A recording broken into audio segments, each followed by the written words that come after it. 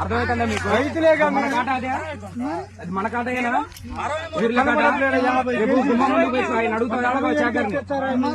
ఆయన ఇక్కడ శివాలయం ఉండే ఇల్లు మరి అద్దాకి ఇక్కడ కనపడదు కానీ 50 కేజీలు కనపడుతూనే ఉంది. నీకు సిగ్గుండాలా ఫస్ట్ ఇచ్చేటప్పుడు. వీడియో తీస్తాను మొత్తం వీడియోది మొత్తం గ్రూపుల్లో ఎదురుపోయి మొత్తం వీళ్ళ నలుగురు నాటకాలు తింటారు. కాట ఎంత వచ్చింది అది? 30 కేజీలు ఎక్కడ, 50 కేజీలు ఎక్కడ?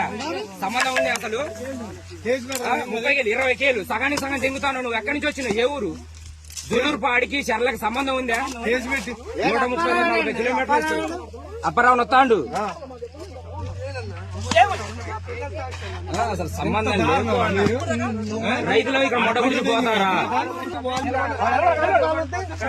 ఎంత బాధ.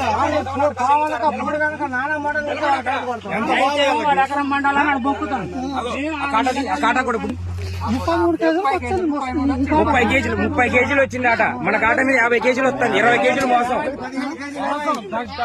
20 కేజీలు తేడా.